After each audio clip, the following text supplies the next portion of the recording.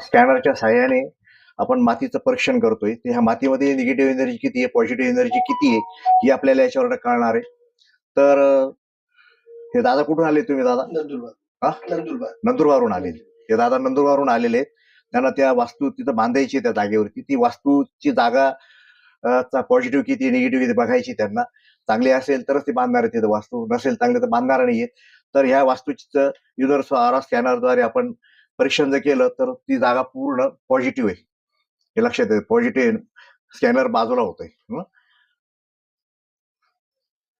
आणि डाउझरच्या सहाय्याने जर आपण हे केलं तर डाउझर सुद्धा आपल्याला पॉझिटिव्ह एनर्जी दाखवतोय. डाउझरचं हे बघितले तर डाउझर सुद्धा पॉझिटिव्ह एनर्जी दाखवतोय. म्हणजे याच्या मागे सायन्स आहे की जमिनीखाली अनेक प्रकारच्या ट्रेसेस असतात, खडकांच्या ट्रेसेस असतात. खडकांमध्ये अनेक प्रकार आहेत. अस्थिजन्य, मॅग्नेशियम, पोटॅशियम, सल्फर, फॉस्फरस, अनेक प्रकारचे खडक असतात. ज्वालामुखीचे खडक असतात, लावा रसाचे असतात. आणि त्या एनर्जी वरती येत असते आणि ती वरती आलेली एनर्जी पॉझिटिव्ह निगेटिव्ह इफेक्ट आपल्याला देत असते. मग आपल्याला त्या वास्तूमध्ये अस्वस्थ वाटतं जर निगेटिव्ह एनर्जी खूप असेल खडकांची, जागेची. काळ्या मातीचे थर असतात, लाल मातीचे थर असतात. म्हणजे हा सगळा सायन्सचा भाग आहे.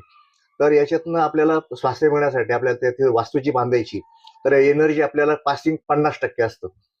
तर स्कॅनर आपलं 50% पर्यंत ओपन झालं तर ओके, पण 50%च्या पुढे जायला पाहिजे, 70-80% व्हायला पाहिजे.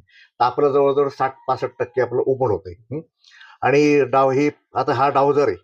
तर डाउझर सुद्धा हे सगळं हे केलेलं असेल, याला एनर्जी दिली असतात. तर डाउझर सुद्धा बघा मला फिरताना क्लॉकवाईज फिरताना दिसेल.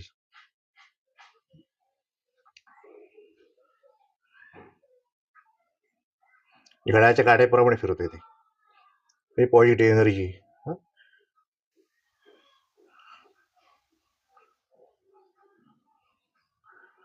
ही पॉझिटिव्ह एनर्जी आपल्याला दाखवते. नंतर की आपण त्याची 20% आपण त्याच्यात वाढ करू शकतो. मग ज्यावेळेस आपण आरसीसी फुटिंग घेतो त्यावेळेस काही रेमेडीज असतात, काही वास्तुदोषनाशक यंत्र, ते जर टाकले आपण तर 20% वाढते आणि ती परमनंट राहते. आज ही फ्लेक्झिबल आहे, आज 65 भरते, ती कालांतराने 60 होईल किंवा 70 होईल. पण तुम्ही जर त्याच्यात प्रतिबंधक उपाय जसं आपण लसीकरण करतो बाळाला, का देतो की भविष्यात त्याला पोलिओ होणे, ट्रिपलचे डोस देतो, गुडीचे डोस देतो, काय भविष्यात त्याचं चांगलं राहावं. तसं ती वास्तू भविष्यात चांगली राहावी एवढ्यासाठी आम्ही हे फुटिंगमध्ये पोलिओ डोस टाकत असतो एक प्रकारची.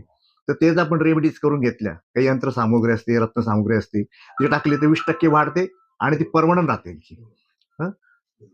तर ह्या पद्धतीने आपल्याला वास्तूचं आपल्याला जागेचं परीक्षण, आपल्याला मातीचं परीक्षण करता येते.